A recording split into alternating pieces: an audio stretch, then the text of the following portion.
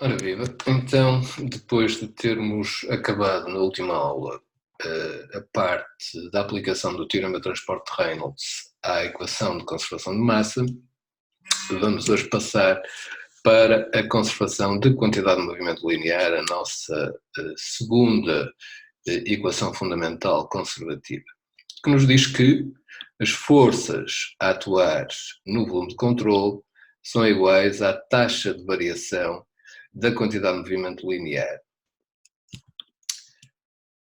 Então, neste caso, a nossa propriedade genérica que usamos na derivação do teorema de transporte de Reynolds é agora a quantidade de movimento, ou seja, o produto da massa vezes a velocidade, o vetor velocidade, ou a sua versão intensiva por unidade de massa, o beta, vai ser igual apenas ao vetor velocidade. Substituindo B e beta na nossa equação do teorema de transporte de Reynolds para um volume de controle fixo, ficamos então com a variação no sistema de massa da quantidade de movimento, a variação temporal, vai ser igual à variação no tempo da quantidade de movimento dentro do volume de controle, mais os fluxos de quantidade de movimento que atravessam a superfície do volume de controle, a superfície de controle que aqui está. Isto vai ser igual às forças que estão a ser aplicadas no volume de controle. Depois torna-se mais simples, porque na grande maioria dos casos nós ou temos um caso estacionário em que a derivada temporal, o primeiro termo do lado direito, este aqui, desaparece, porque não há variação no tempo, o problema é estacionário, é permanente, ou muitas vezes nós podemos substituir este integral da superfície por fluxos unidimensionais, como fizemos para a massa, o que simplifica grandemente esta equação. E cá está. Nesse caso, esta equação vai ficar simplesmente, esta referência aqui 3.13 está errada, será entretanto corrigida, seria a 3.16, será igual a esta equação que aqui está, ou seja, a variação de quantidade de movimento do sistema de massa é igual ao somatório das forças a atuar no volume de controle e é simplesmente menos os fluxos de quantidade de movimento que entram mais a soma dos fluxos de quantidade de movimento que saem. Para o caso de um volume de controle móvel com velocidade constante, e nós não abordaremos casos em que o volume de controle esteja a acelerar, a única coisa que temos que fazer é substituir as velocidades absolutas, que estão nesta equação para já, e os caudais mássicos, atenção, por velocidades relativas e caudais mássicos relativos, ou seja, caudais mássicos calculados ρVA, não com a velocidade absoluta do fluido, mas também com a velocidade relativa. Isso tem que ter cuidado porque tipicamente os alunos, pelo menos da experiência de anos anteriores, substituem esta velocidade pela velocidade relativa, quando o volume de controle está em movimento, mas esquecem-se de substituir o caudal máximo, ok? Sobretudo quando já tiveram um problema cuja linha inicial, o volume de controle está fixo e depois calculam os caudais máxicos para essa situação e depois o volume de controle está em movimento e esquecem-se de recalcular esse caudal mássico usando a velocidade relativa. É a mesma situação de um voleiro que esteja a ser empurrado pelo vento. Se o voleiro, se tiver um motor auxiliar, estiver à mesma velocidade que o vento, basicamente o vento não vai exercer força nenhuma sobre ele, porque não há sequer caudal mássico, porque a velocidade relativa é zero, já que as velocidades do vento e do voleiro são iguais. Então, nesse caso, não há caudal mássico e, portanto, não há força. E é aqui que isso entra. Quer na velocidade relativa, quer no caudal mássico. São os dois zeros, nesse caso. Esta equação 3.17 é uma equação vetorial, tem vetor de velocidade do lado esquerdo e vetores de força do lado direito. Portanto, pode ser resolvida vetorialmente. Como, contudo, geralmente só temos duas dimensões com que nos preocuparmos, é também relativamente fácil e conveniente resolver esta equação por componentes. Já quando chegarmos à quantidade de movimento angular, eu vou insistir que vocês resolvam a equação resultante, que depois veremos, exclusivamente vetorialmente. A da força, aqui da quantidade de movimento linear, podem optar pelo cálculo vetorial ou pela resolução por componentes. Então, o somatório das forças a atuar no volume de controle vai ser igual à taxa de variação da quantidade de movimento de fluido. É este o corolário, no fundo, destas equações que aqui estão.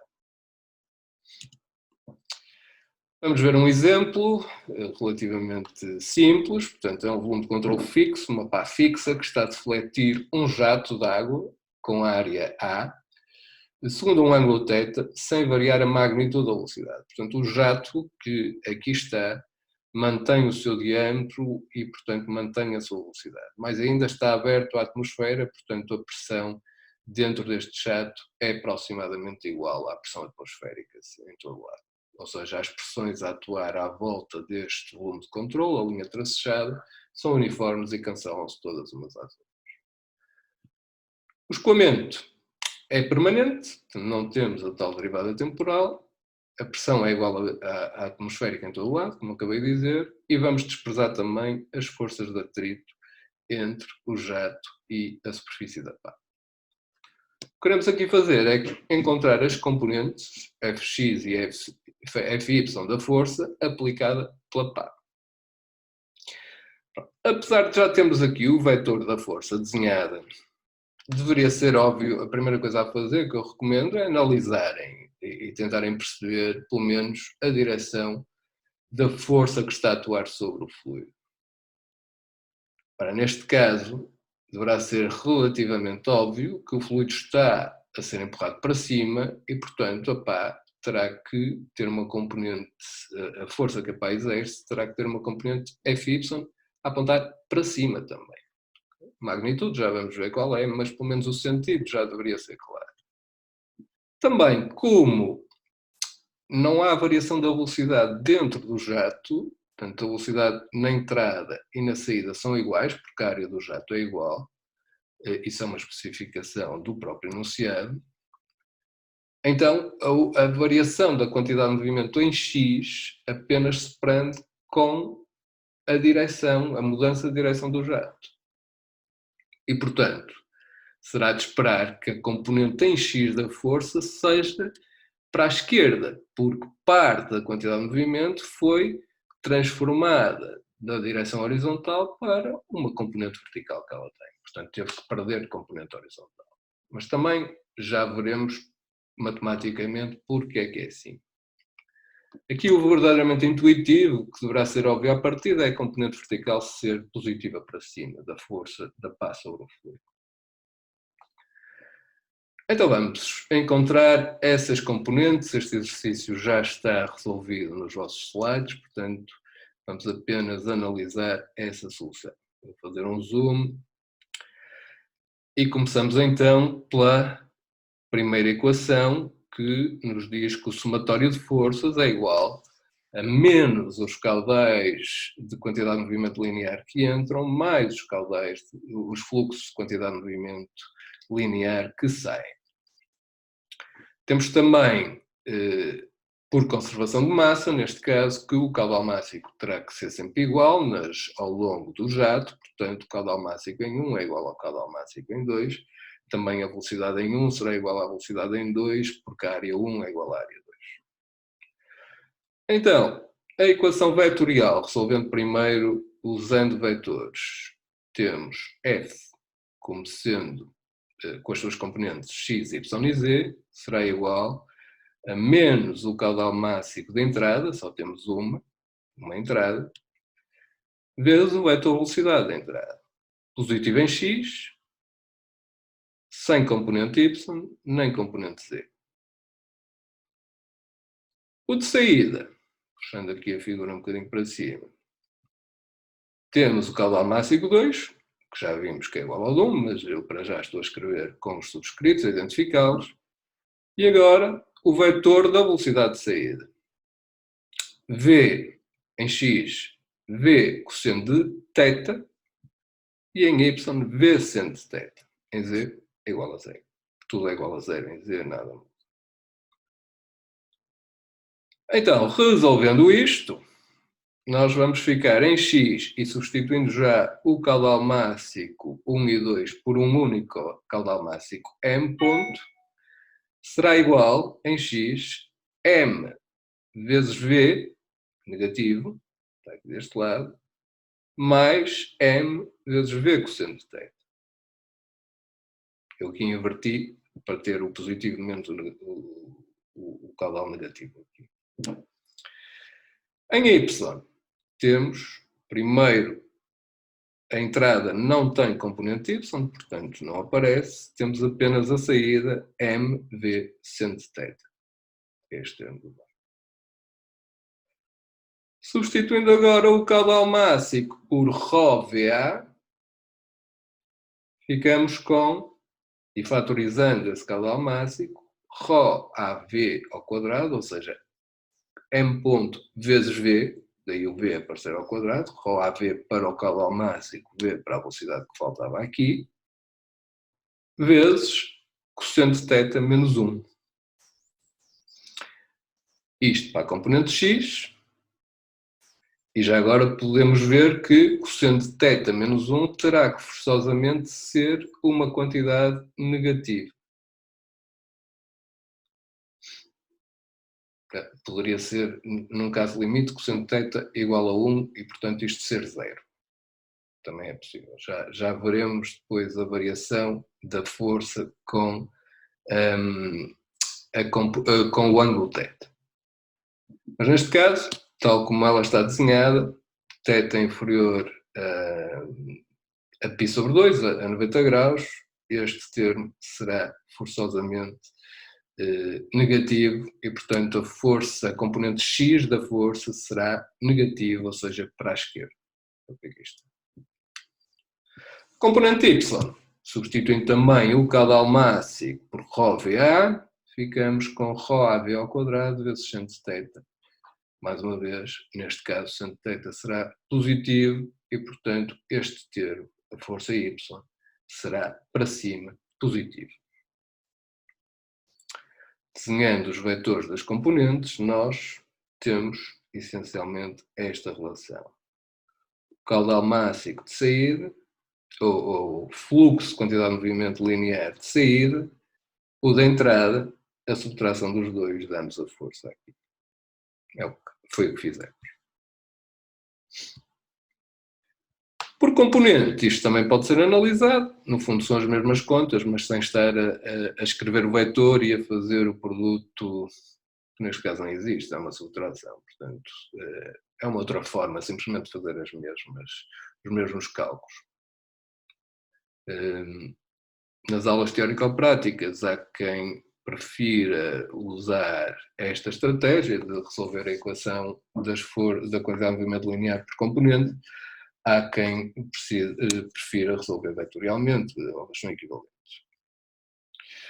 A segunda pergunta pedia, já agora, para deduzirmos agora expressões para a magnitude da força em função do ângulo θ.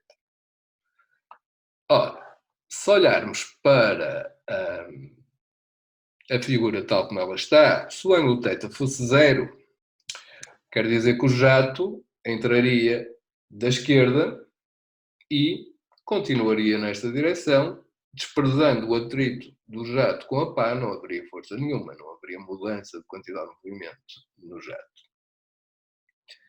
À medida que o jato é defletido para cima, será intuitivo que é necessário aplicar uma força com uma componente, com uma magnitude cada vez maior, na verdade. Vamos ver se a análise matemática demonstra isso. Para isso, o que vamos fazer é calcular a magnitude da força a partir das componentes, ou seja, magnitude F é igual à raiz quadrada de fx ao quadrado mais fy ao quadrado, substituindo as componentes aqui e fazendo aqui uma manipulação trigonométrica que limpa um bocadinho as contas, nós ficamos com a magnitude de f igual a 2 vezes o caudal máximo vezes a velocidade, cá está, ρAv ao quadrado, vezes o seno de θ sobre 2. Ora, o seno de θ sobre 2 atinge o seu máximo quando θ sobre 2 é igual a 90 graus, ou seja, quando θ é igual a 180 graus, ou seja, π.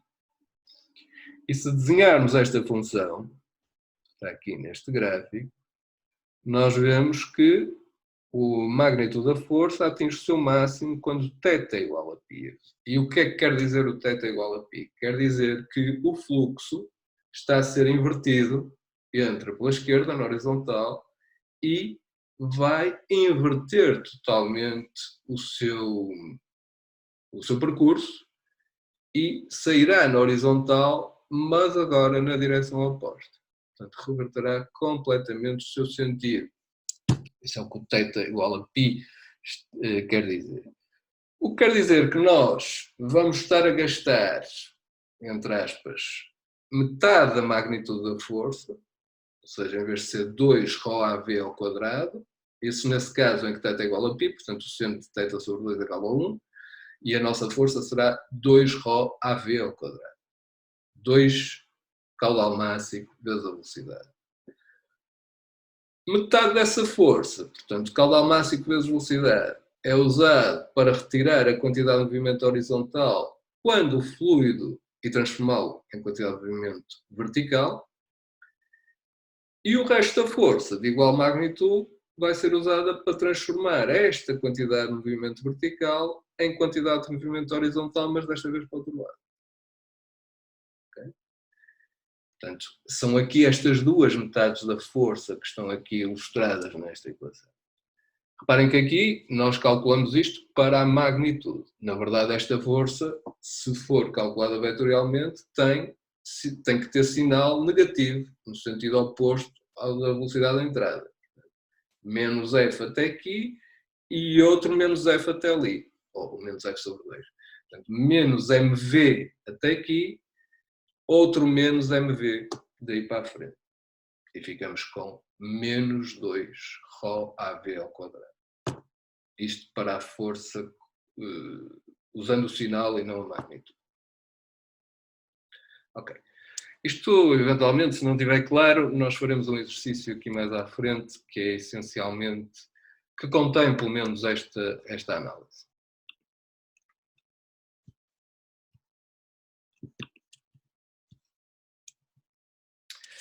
Ora bem, as forças que estão a atuar sobre o volume de controle, ou seja, este somatório de Fs, que é igual à variação que é igual à soma dos fluxos de quantidade de movimento linear que saem menos os que entram, como vimos.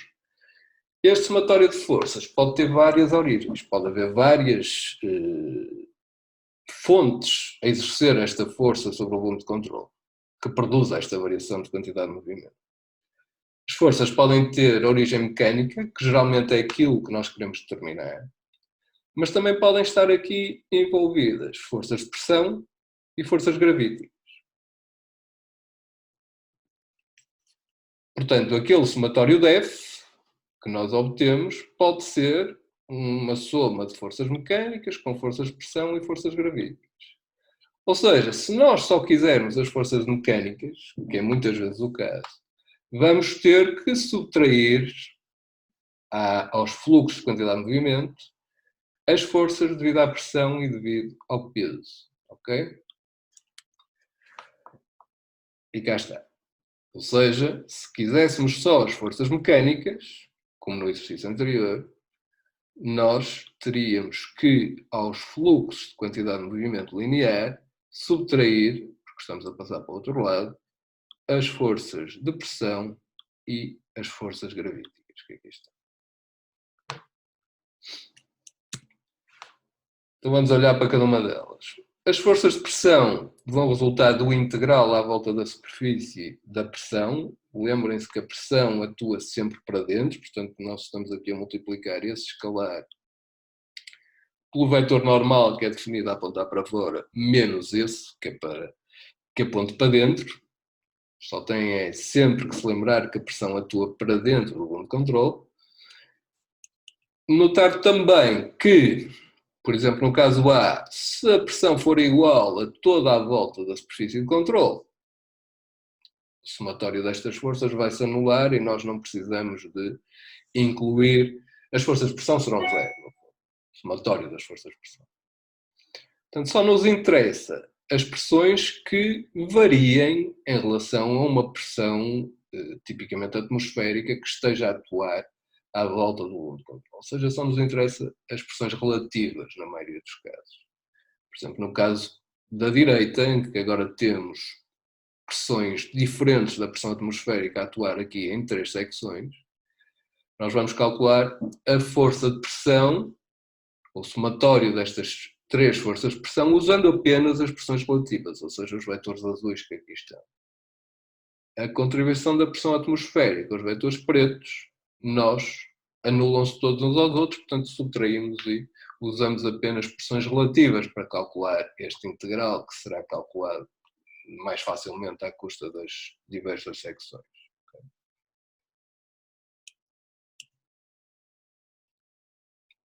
Para obter a força devido a uma pressão, nada mais simples, vamos então multiplicar as pressões relativas pelas respectivas áreas onde essas pressões relativas estão a atuar, tipicamente secções de entrada e saída do volume de controle. Mais uma vez, as pressões são sempre compressivas, atuam sempre para dentro do volume de controle e, portanto, tem essa coincidência de, nas entradas de escoamento, as pressões são coincidentes em termos de direção com as velocidades. Nas saídas, as pressões têm direção oposta à da velocidade. Portanto, tentem lembrar-se disso, as pressões vão sempre atuar para dentro, não se deixem enganar pelos vetores de velocidade na saída e não ponham as pressões a apontar para fora do volume de controle. Então aqui uma pequena ilustração de um escoamento que tem aqui uma curva em que como é que nós contabilizaríamos aqui as pressões? Ora, muito bem. A força mecânica mais as forças de pressão. Estamos aqui a ignorar as forças gravíticas que atuam para dentro, em Z, para dentro da figura. Serão iguais à variação, aos fluxos de quantidade de movimento, menos os que entram, mais os que saem. Temos uma entrada apenas, portanto, menos o caudal máximo vezes uma velocidade horizontal, V1, só tem componente em X, mais, agora, a saída em 2, mais o caudal máximo, que será o mesmo, e agora a velocidade tem componente negativa na saída 2 em x e negativa em y. Portanto, menos V2 cosseno de 40 graus para a componente x, menos V2 seno de 40 graus para a componente y. Em Z, 0. Já as pressões. Cá está a pressão na secção 1. Para obtermos a força, multiplicamos essa pressão em 1 pela área da secção 1. Na secção 2, as pressões são positivas, quer em x, quer em y. Reparem que apontam na direção oposta ao do vetor de velocidade, apontam para dentro, e, portanto, tem uma componente positiva em x igual a P2 vezes A2, aqui está um erro que eu vou corrigir, vezes cosseno de 40 graus, vou corrigir nos slides, não neste vídeo, mais P2 vezes A2 vezes seno de 40 graus. Okay? Cuidado aqui, que aqui a área está mal identificada ou subscrita. Importante nestas equações é ter atenção aos sinais, relembro outra vez. Okay? Portanto, apesar de 2 ser uma saída, neste caso as contribuições da pressão são positivas em todos, quer na entrada, quer na saída, em todas as componentes. As velocidades. Observar a figura corretamente e perceber que, neste caso, a saída tem uma componente negativa em x e em y do vetor velocidade. As forças gravíticas são iguais simplesmente ao peso do fluido dentro do volume de controle, vão atuar sempre numa única direção, que é no sentido negativo de z, e não são mais do que o peso desse fluido, ou seja, ρ vezes g vezes o volume de fluido dentro do volume de controle. Então, para a figura conduta vertical desta figura, usando como outro exemplo, e considerando que sabemos este volume entre a secção 1 e a secção 2, então agora as nossas forças mecânicas temos que somar as pressões, P1A1, aqui um outro exemplo para relembrarmos, para praticarmos outra vez a introdução das pressões aqui na equação que relaciona as forças com os fluxos de quantidade de movimento. Então em 1 temos uma pressão 1 vezes uma área 1, e em 2, onde eu mais uma vez identifiquei aqui a área mal, que será a área 2, temos, como ela aponta neste sentido, daqui para aqui, tem componente positiva em x, P2 vezes A2 cosseno de 40 graus, e negativa em y, menos P2 A2 seno de 40 graus. Para além disso, temos uma força em z, isto aqui é xz, portanto esta componente não era em y, era em z, perdão. Em z temos uma componente apenas que é o peso do fluido que está dentro deste volume de controle entre a secção 1 e a secção 2, ou seja, menos ρg vezes o volume, a atuar assim. Isso sim vai ser igual, mais uma vez, a menos os caudais de quantidade de movimento que entram, mais os caudais de quantidade de movimento que saem. Em 1, a velocidade é positiva em x, só tem essa componente. Em 2, tem uma componente negativa em x, menos v2 cosseno de 40 graus, naquela direção, e positiva em z, para cima, portanto, v2 seno de 40 graus. É só os sinais. Algumas notas sobre estes sinais das forças, sobre o volume de controle. E também sobre a força de reação e forças propulsoras que possam ocorrer.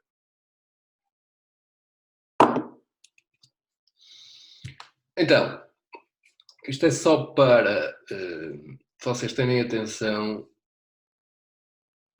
à questão dos sinais e em relação ao que é pedido.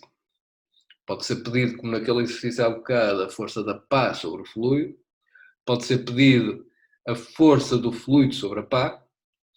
E pode ser pedido também qual a força que tem que ser aplicada ao volume de controle para o manter imóvel. Que é uma outra volta, no fundo, nestes sinais. Vamos tentar esclarecer isso, então. Considerem o caso abaixo, aqui de uma mangueira suportada por um tripé, em que o fluido entra da esquerda e depois temos um aumento de quantidade de movimento com o bocal da mangueira e o fluido a sair para a direita. Ou seja, há um aumento da quantidade de movimento do fluido para a direita, portanto, há uma força que tem que estar a ser aplicada no volume de controle para causar esta mudança de quantidade de movimento. Portanto, e é isso que vocês têm que pensar. A equação dá-vos o F, que vai apontar para a direita, que é a força que está a ser aplicada no volume de controle. Logo, vai haver uma força de reação do fluido sobre a mangueira a empurrar esta estrutura para a esquerda. Portanto, essa será a força de reação, com o sinal oposto ao que sai da equação. Para a mangueira estar imóvel, terá que existir uma força resistente, para a direita outra vez, que impeça que a mangueira tome. Seja pela estrutura, seja alguém a segurar a mangueira, seja o que for. E, portanto, voltamos a ter de novo o sinal da equação 3,17, ou seja, volta a ter o sinal da força da mangueira sobre o fluido, ou do volume de controle sobre o fluido. Okay?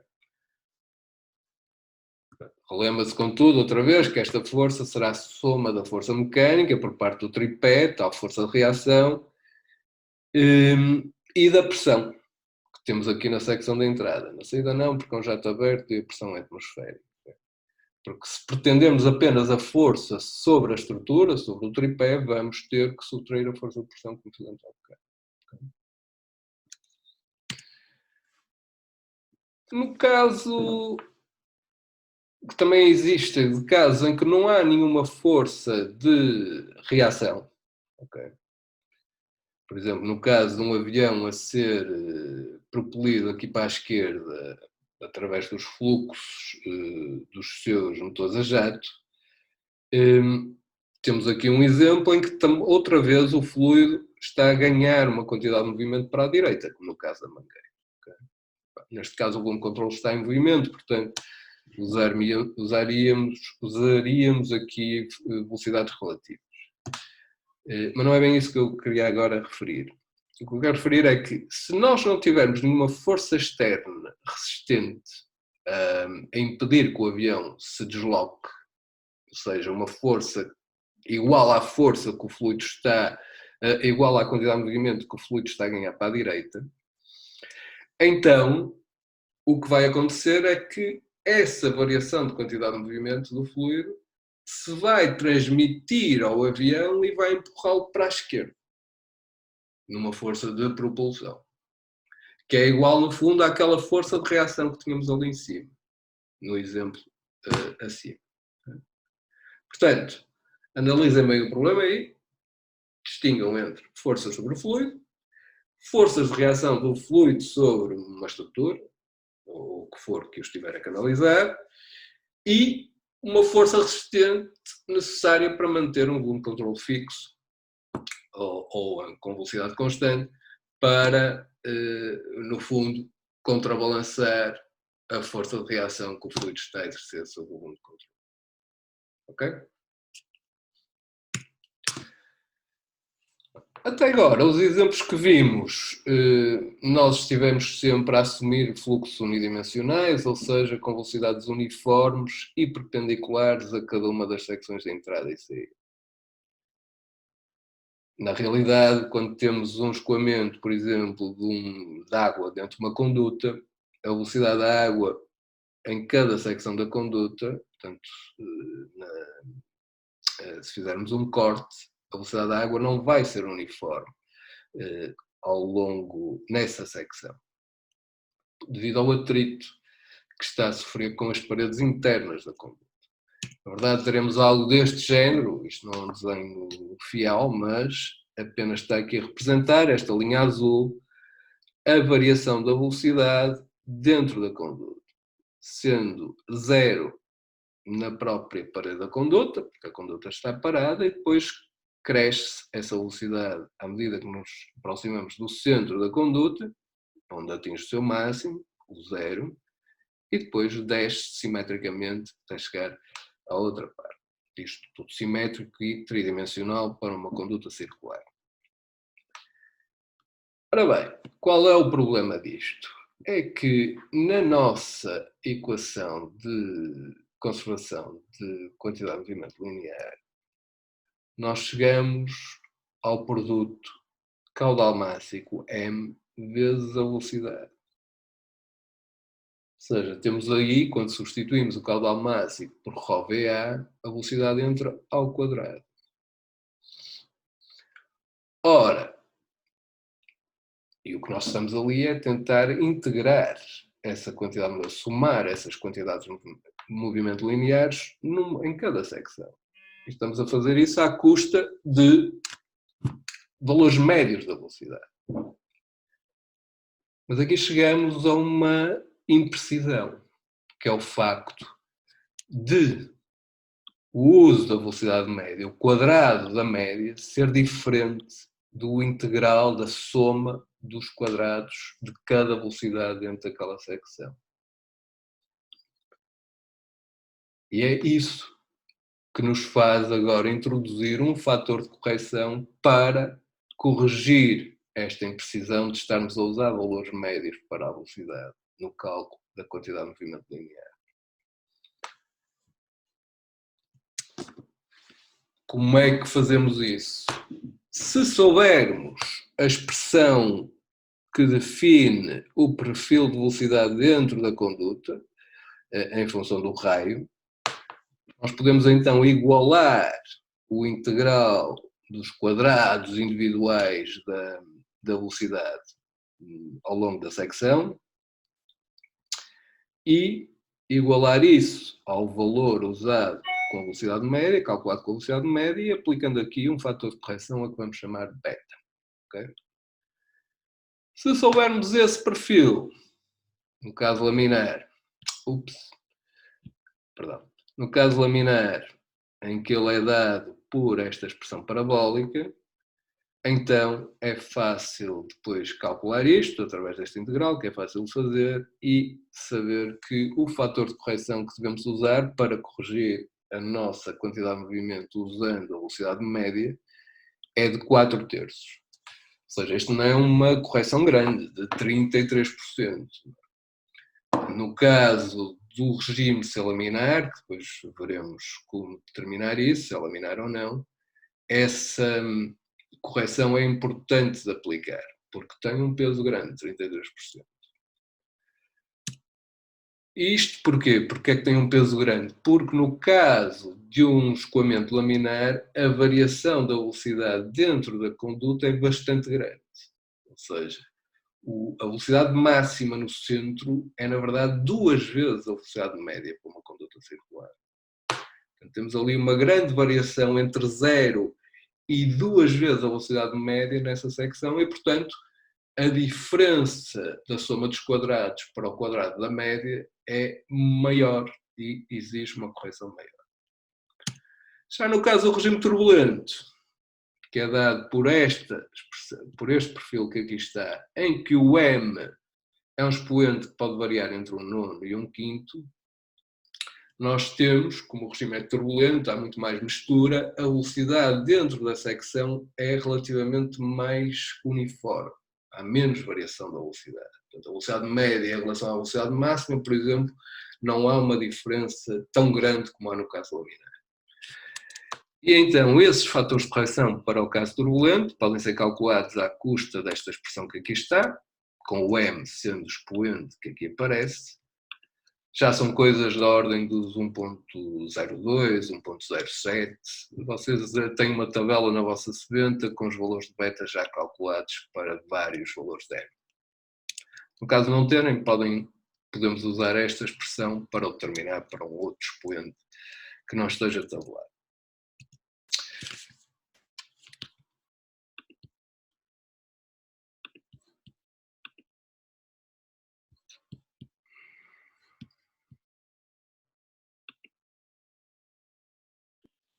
Vamos ver agora um pequeno exemplo 20, sobre o cálculo de forças sobre volumes de controle, numa situação em que temos, para além de forças mecânicas, que é o que queremos descobrir, também, neste caso, as forças mecânicas exercidas aqui por estas duas flanges que estão a segurar esta conduta, e o exemplo vai incluir também forças de pressão e forças gravíticas.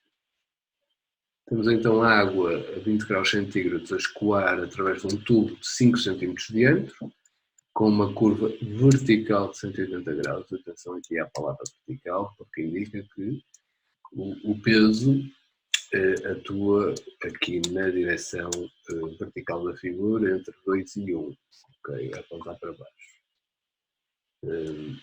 Se a conduta fosse horizontal, nesse caso o peso atuaria ou na perpendicular à figura, seja para dentro, seja para fora, dependendo de como o eixo dos Z estivesse definido. O comprimento total do tubo entre as flanges 1 e 2 é de 75 cm.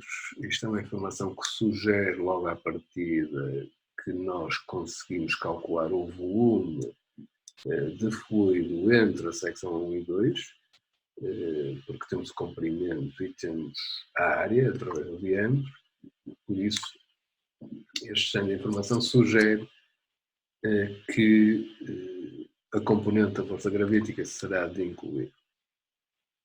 Quando o caudal é de 230 N por segundo, continuando a ler, e aqui reparem que é um caudal que nem é mássico nem volúmico, mássico seria kg por segundo, volúmico metro cúbico por segundo, aqui temos um caudal que é um peso por segundo.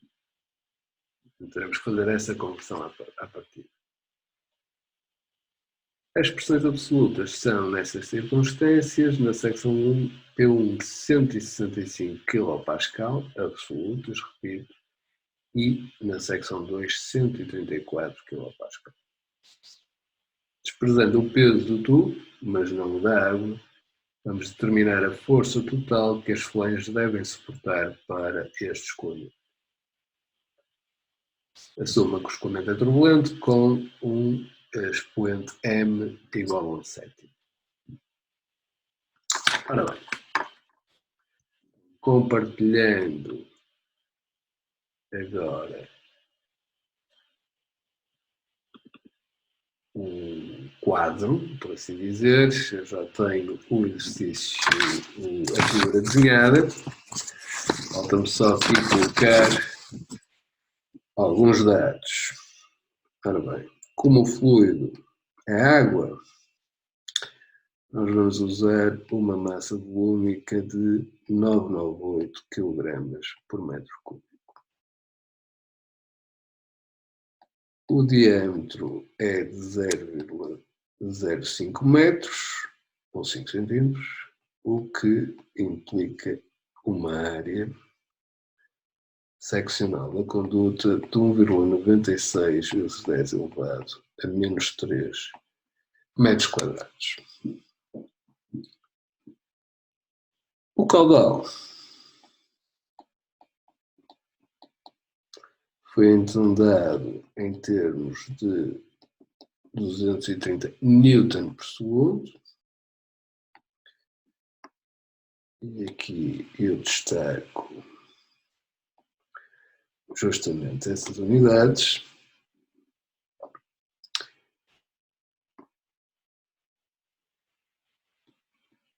E então, como o peso, isto é um caudal de peso por segundo, é igual a mg, então eu tenho, para obter o caudal máximo, terei que dividir estes 230 N por segundo pela aceleração gravítica. E chego então a um caudal máximo de 23,45 kg por segundo.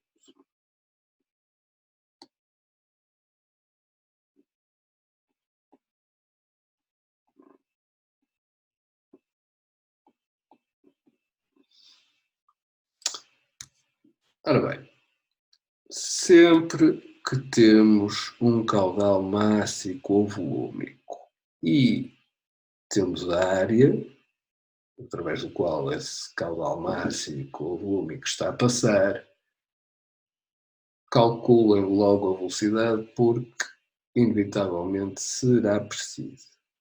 Ora, este caudal mássico, como não há mais fluido a entrar, ele terá que se manter constante ao longo desta conduta. Portanto, a quantidade de massa de fluido que está a passar na secção 1 terá que ser igual à quantidade de massa de fluido que está a passar na secção 2, porque não poderá, este problema é estacionário, não poderá haver acumulação de massa entre a secção 1 e a secção 2. E já agora também consideraremos que a massa volúmica é constante e a água é incompressível. Okay? Portanto, os dois caudais sendo constantes, nós vamos substituir M1 e M2 por M, simplesmente, e, para além disso, o diâmetro da conduta em 1 e em 2 são iguais e constante ao longo da conduta que estamos a analisar. E, portanto, Isto implica que a velocidade 1, ora bem, repetindo antes disso a expressão para o caudal máximo, que é igual a ρ vezes a velocidade vezes a área. Ora, se ρ é constante, porque o fluido é incompressível. Se o caudal máximo é constante e a área é constante, então implica que a velocidade 1 terá que ser igual à velocidade 2, terá que ser igual à velocidade v, uniforme para este problema. E v vai ser igual ao caudal máximo que calculamos a dividir por ρ a dividir pela área. Beleza? E, repito, sempre que tenham um caudal máximo ou volúmico e a área por onde ela passa, calculem logo a velocidade. Da mesma forma, se tiverem uma velocidade e uma área, calculem logo o caudal máximo ou volúmico, mas tipicamente o máximo, lhe interessa mais, porque eles são sempre precisos. Mas recordem sempre esta relação destas três quantidades: velocidade, área, massa volúmica, geralmente sabida, portanto nem estou a considerar uma incógnita, mas então essas quatro quantidades, se quiserem, o ρ, geralmente conhecido, mas as outras três, área, velocidade e caudal máximo, quando souberem duas delas, calculem logo a terceira. Como é o caso, então pegamos no caudal máximo, dividimos por ρ e pela área e obtemos uma velocidade na conduta média de 11,96 metros por segundo.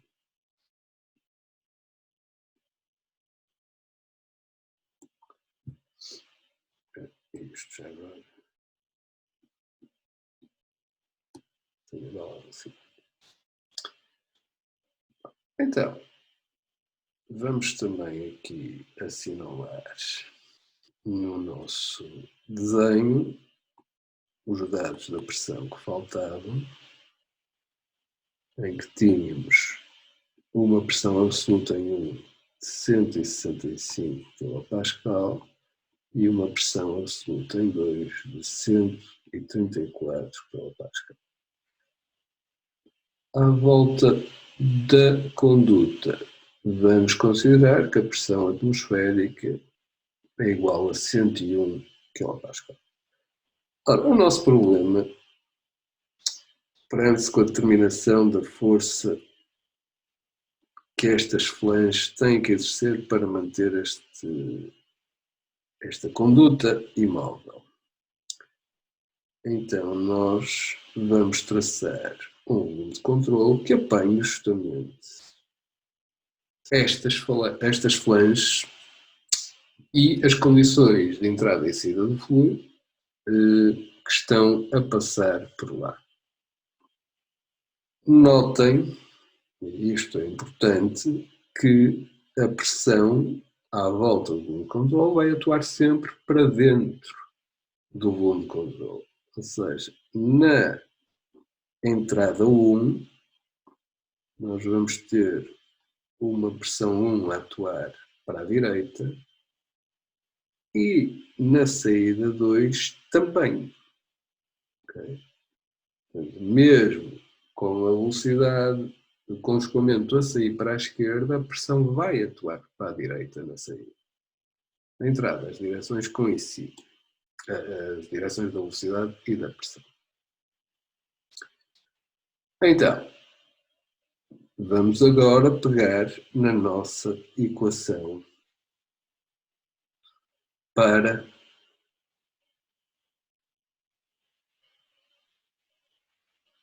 o cálculo das forças a atuar no volume de controle a partir da variação de quantidade de movimento do fluido. Então temos o somatório, e vamos fazer isto por componentes desta vez. Poderia ser vetorial, eu aqui vou fazer primeiro em X e depois em Z. Então, o somatório das forças em X, a atuar no volume de controle, podem ser forças mecânicas mais, e aqui até só temos uma força mecânica, não vou usar o somatório, mas vou usar o somatório para as forças de pressão, porque temos pelo menos duas, em 1 e em 2. E então, isto terá que ser igual a menos, vamos incluir o fator de correção da quantidade de movimento, o beta, porque o podemos calcular porque sabemos o expoente daquele perfil turbulento, o m igual a 1/7. E então, beta vezes o caudal mássico vezes a velocidade 1 em x, e reparem que isto só temos 1, mas equivale ao somatório dos fluxos de quantidade de movimento que entram, com o sinal negativo ali, menos, que entra, mais, e agora vamos usar outra vez o beta para corrigir o fluxo de quantidade de movimento da saída 2, porque estamos a usar velocidades médias, vezes o caudal máximo, que é o mesmo, e agora a velocidade, componente x da velocidade de saída 2, que é negativa porque é para a esquerda. Portanto, está aqui o sinal menos antes dela. Então, isto corresponde já agora ao somatório dos fluxos de quantidade de movimento que saem do volume de controle. É só um, mas representa esse termo na equação genérica. Então agora, vamos substituir esta força de pressão. Somatório das forças de pressão aqui quais são? Portanto, temos a pressão 1 vezes a área 1, positiva, só que queremos usar a pressão 1 como pressão relativa. Então eu vou subtrair à pressão absoluta que foi dada, de 165 kPa, a pressão atmosférica, para ter pressão relativa, e multiplicar isso pela área da secção 1, que é igual ao longo da conduta. Isto para 1.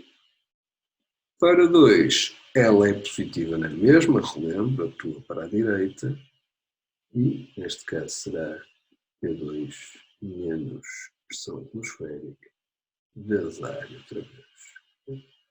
Isto é o somatório das forças de pressão a atuar. Então agora, substituindo e resolvendo para a força mecânica em X, ficamos com força mecânica em X é igual a menos... não falei disso ainda.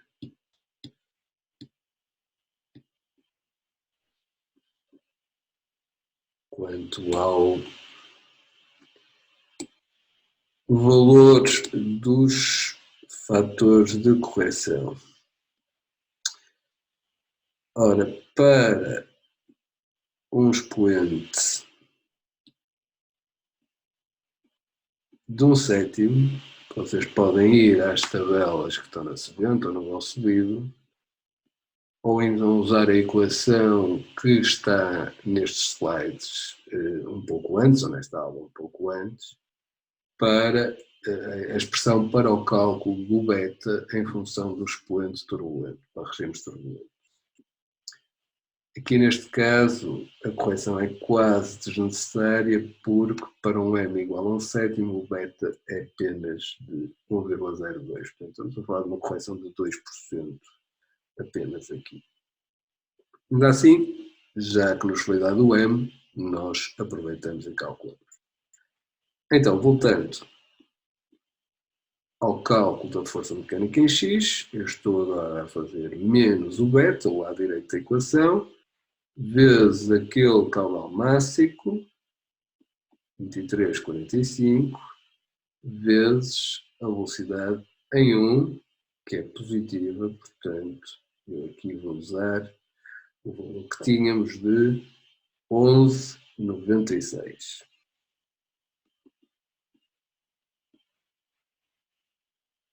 Agora, falta somar o caudal de saída, 1,02, outra vez, vezes 23,45, claro que isto poderia ter sido fatorizado, vezes menos 11,96, porque a velocidade de saída é para a esquerda, é negativa outra vez. Portanto, isto é o lado direito da equação, ou seja,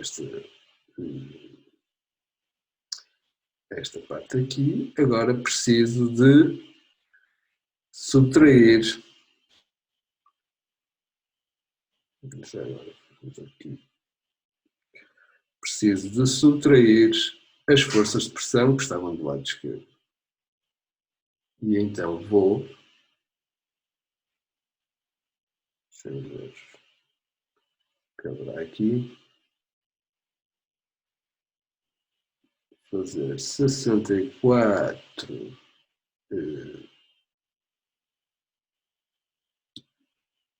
vezes 10 ao cubo, e isto já representa os 165 kPa da pressão 1 absoluta, menos os 101 kPa da pressão atmosférica, ficamos com 64, vezes a área,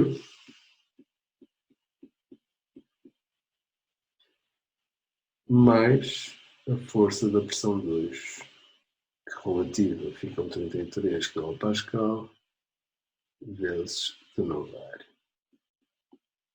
É mesmo.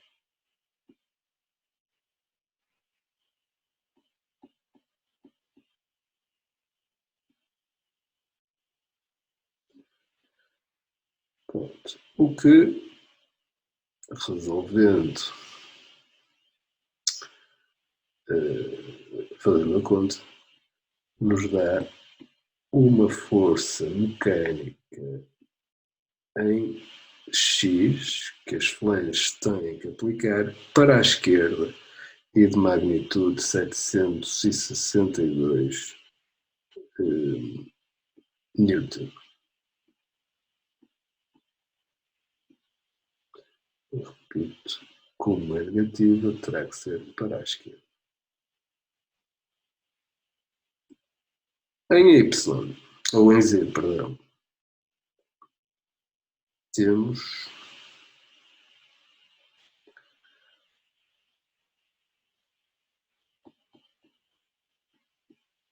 um problema mais simples, porque as velocidades de entrada e saída não têm componente em Z, as pressões também não têm componente em Z, e, portanto, um somatório de forças em Z, que seria na mesma igual a uma força mecânica, que as flanges têm que fazer, mais o somatório de umas forças de pressão, que já vamos ver que é zero, ou vamos concluir, não vale a pena, mais o somatório das forças gravíticas.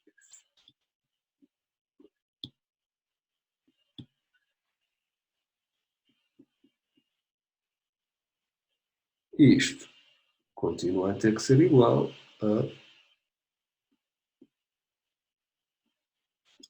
à variação da quantidade de movimento do fluido, mas desta vez apenas na componente Z.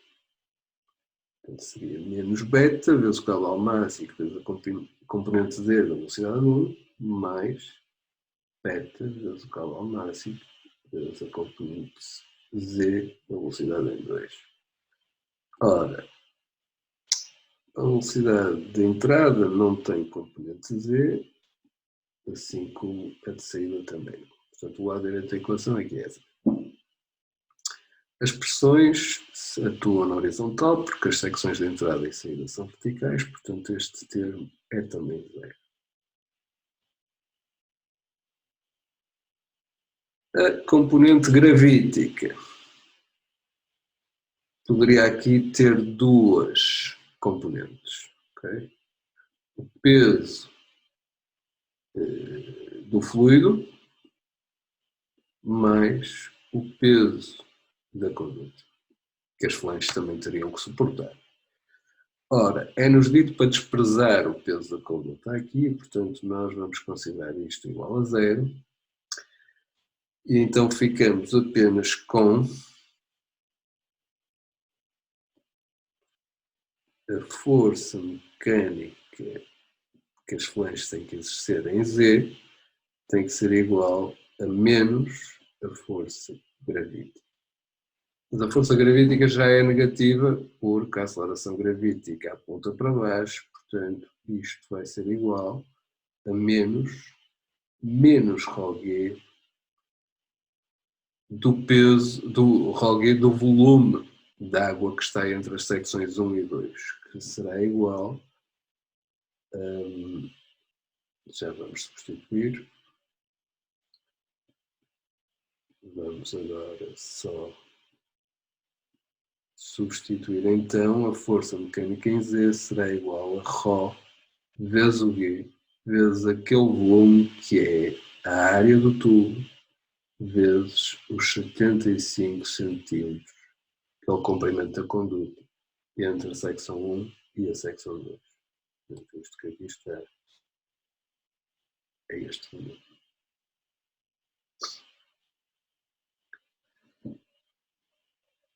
Bem, espero que tenha ficado claro este cálculo da força mecânica nas flanges, seja, falta o valor, perdão, esta conta dá 14 Newton.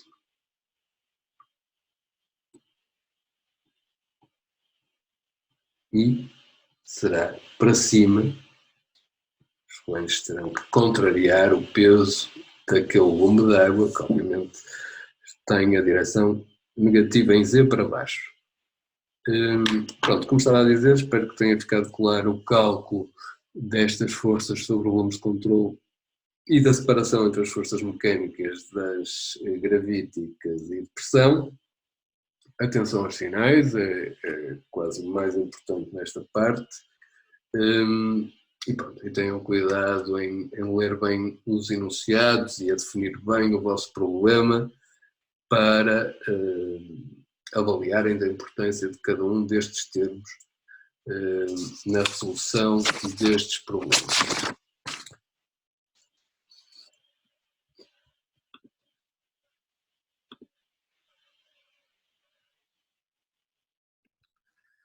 Então vamos ver hoje, para acabar a quantidade de movimento linear, um último exemplo em que desta vez temos o nosso volume de controle em movimento, portanto teremos que usar velocidades e caudais mássicos relativos.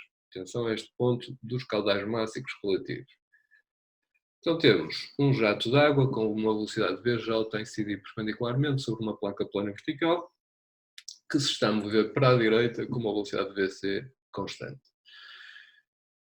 Precisamos de encontrar a força necessária para manter a placa em movimento com uma velocidade constante para um jato de água que tenha uma área de 3 cm², uma velocidade de 20 metros por segundo, enquanto que a placa e o carro ao qual ela está ligada se está a mover para a direita com uma velocidade Vc de 15 metros por segundo. Vamos considerar o regime permanente, portanto sem derivadas temporais, e que o jato se está a dividir em dois semijatos verticais iguais, ou seja, a velocidade de saída para cima é igual à velocidade de saída para baixo e a área dos jatos verticais é metade da do jato horizontal. Não que seja muito relevante, mas a interpretação dos semijados deve ser essa. Então, deixem-me compartilhar agora o iPad. Temos já aqui o desenho com os dados relevantes. Antes de mais, vamos constatar que, como a água é incompressível,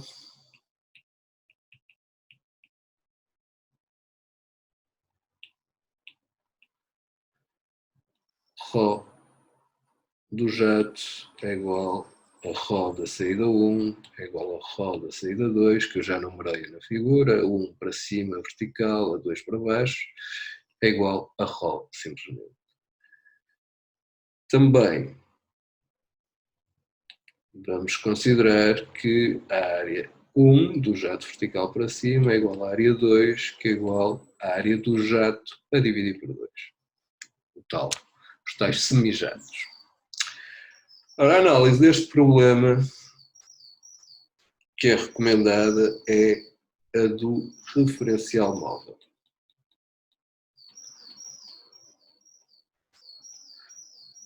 Não é única, isto também pode ser analisado como um referencial fixo, mas eu aconselho vivamente que usem esta estratégia.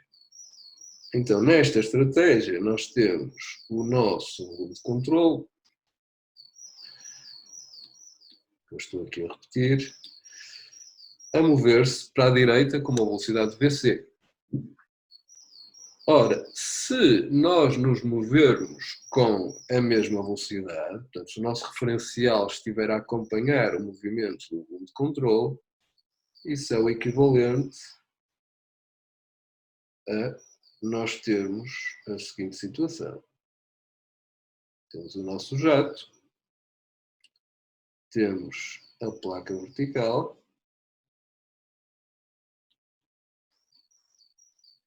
e depois assim por aqui.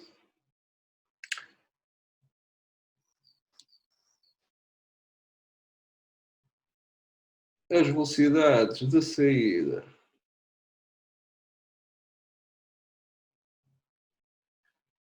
não têm componente em X, porque em relação ao nosso referencial são perfeitamente verticais, porque estamos a andar com o volume de controle para a direita, e a velocidade do jato na entrada é uma velocidade relativa igual a VJ menos VC. Se o jato tinha uma velocidade absoluta de 20 metros por segundo, mas nós estamos a fugir do jato com uma velocidade de 15 metros por segundo, é como se estivéssemos parados e o jato chegasse apenas com uma velocidade de 20 menos 15, 5 metros por segundo. E é essa a análise que vamos fazer.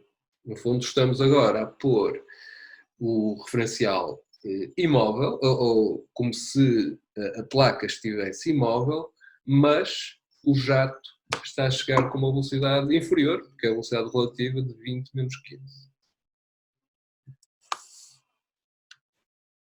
Então, nesse caso, vamos começar pela conservação de massa.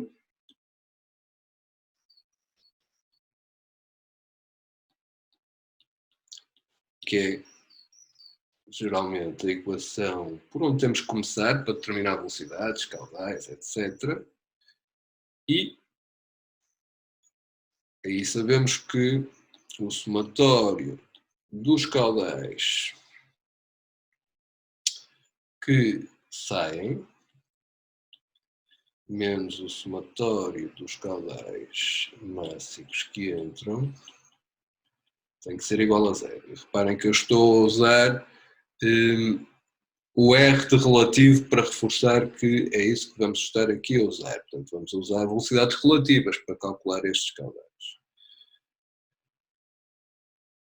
No caso dos caudais de saída, não há velocidade relativa, porque o movimento porque essas velocidades são verticais e o movimento do ponto de controle do carro é horizontal, portanto não há nada aí, elas coincidem, as absolutas com as relativas, as velocidades, e então, substituindo, vou ter ρ,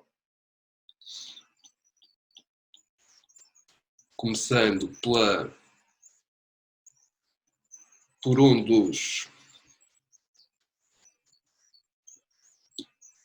uma das saídas. Eu noto também, mais uma vez, que como isto é simétrico, a velocidade 1 tem que ser igual à velocidade 2, o jato que sai para cima tem que ser igual à velocidade do jato que sai para baixo, que eu vou chamar simplesmente Vout. Então temos aqui um deles, posso dizer que este é o caudal relativo 1, mais o outro, que é igual.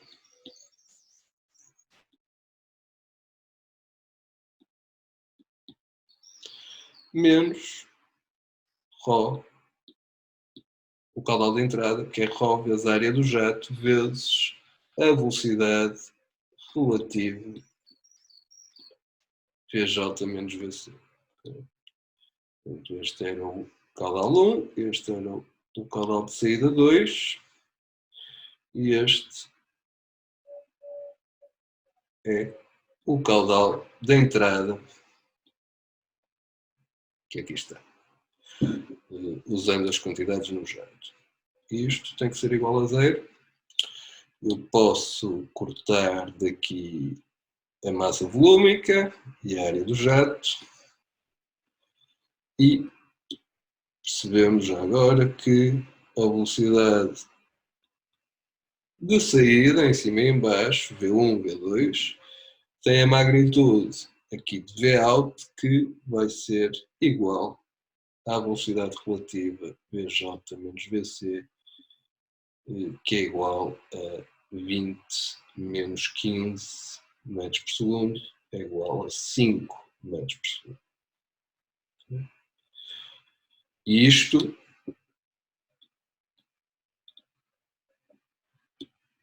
é igual à velocidade relativa Vj menos Vc.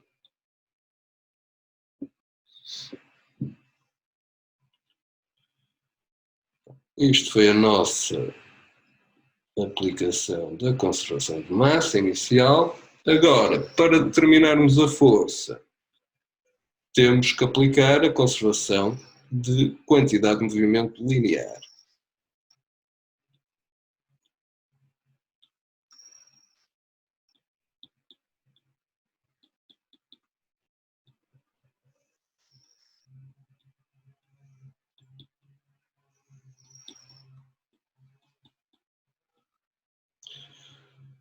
Que nos diz que o somatório de forças, e vamos fazer isto primeiro para x, o somatório de forças em x é igual a mais somatório dos fluxos de quantidade de movimento, usando o caudal mássico relativo outra vez, e a velocidade relativa, que saem menos os fluxos de quantidade de movimento linear que entram. Também a usar velocidades relativas e caudais mássicos relativos. Ora, em x, os caudais mássicos de saída e as suas velocidades, sobretudo as suas velocidades, têm componente x igual a zero, no nosso referencial móvel, certo? Elas saem verticais porque estamos a acompanhar o movimento do carro. Reparem que se tivéssemos a usar um referencial fixo, que a outra estratégia já teríamos, mas no nosso caso não, elas saem na vertical porque estamos a seguir esse movimento com ele. Então, isso implica que este termo vai ser zero. Não temos quantidade de movimento em x nas saídas, apenas na entrada.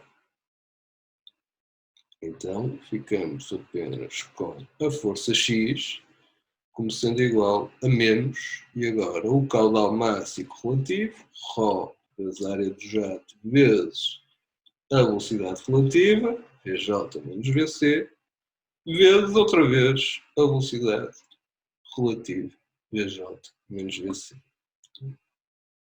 Portanto, isto, relembrar, é a velocidade relativa, isto é o caudal máximo relativo e isto é outra velocidade relativa. A velocidade relativa entra aqui ao quadrado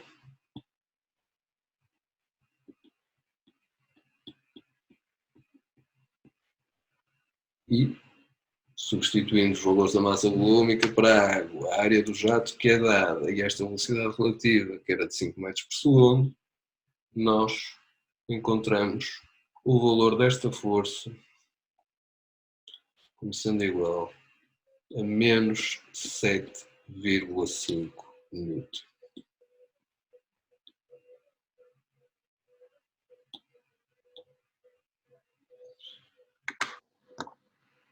Qual é a análise aqui?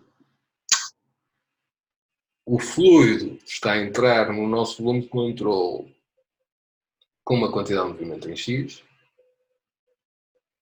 perde essa quantidade de movimento em X totalmente, que é transformada em quantidade de movimento em Y, e portanto, em Y para cima e em Y para baixo, que depois até se anula, ou seja, o fluido está a ser empurrado para a esquerda. Logo, está a empurrar a nossa placa vertical para a direita, com uma força de mais 7,5 N.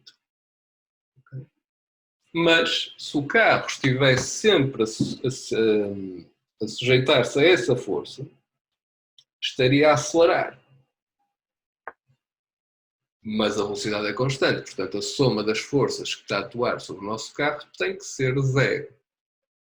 São 7,5 newtons para a direita que o fluido está a exercer, quer dizer que nós temos que aplicar uma força, eventualmente por atrito nas rodas, de menos 7,5 newtons para que o somatório das forças seja zero e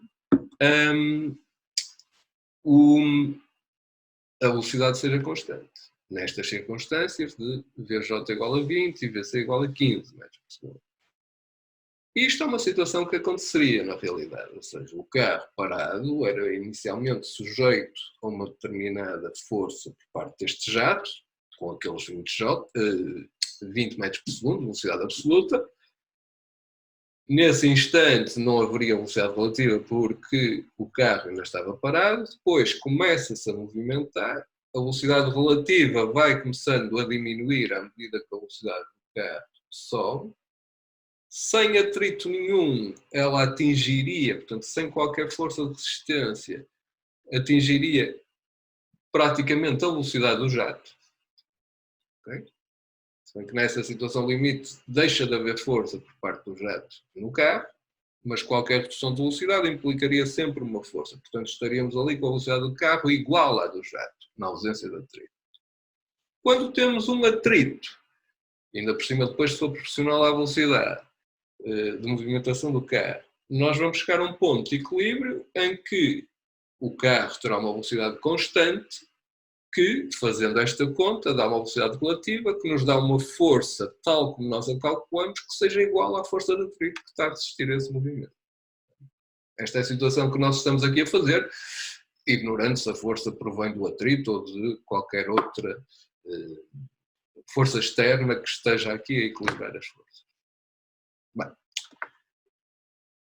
outros exercícios faremos depois nas aulas teórico-práticas sobre esta questão. Essencialmente, vocês têm que lembrar, nestes casos, é que a sua resolução é idêntica à dos problemas em que o volume de controle está fixo, mas há que substituir quer a velocidade, quer os caudais, por valores relativos.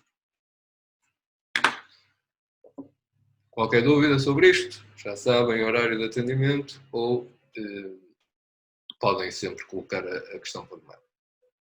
Obrigado, até à próxima.